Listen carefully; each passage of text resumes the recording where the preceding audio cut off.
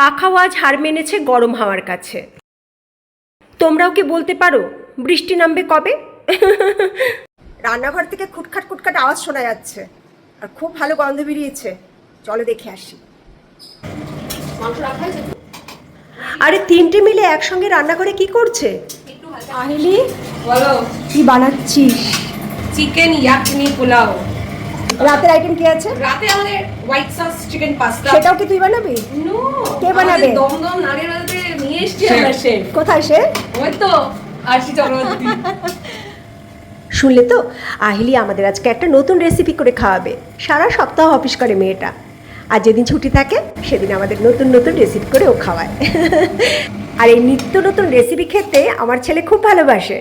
আমারও কিন্তু রান্নাটা দেখে বেশ লোভ লাগছে। চলো, রান্না শেষ, এখন আমরা লাঞ্চে বসবো।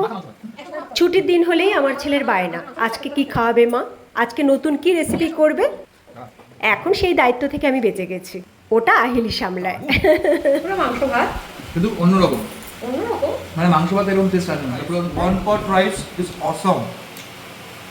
কেমন আছে আসছে হেভি। আজে কুক কেমন আছে? আমার তো ভালোই লাগে। সত্যি আজকে রেসিপিটা একটু অন্যতম, দারুণ খেলাম। দাঁড়াও, এখানে শেষ নয়, আজকে তো ছুটির দিন, একটার পর একটা স্পেশাল আইটেম আছে।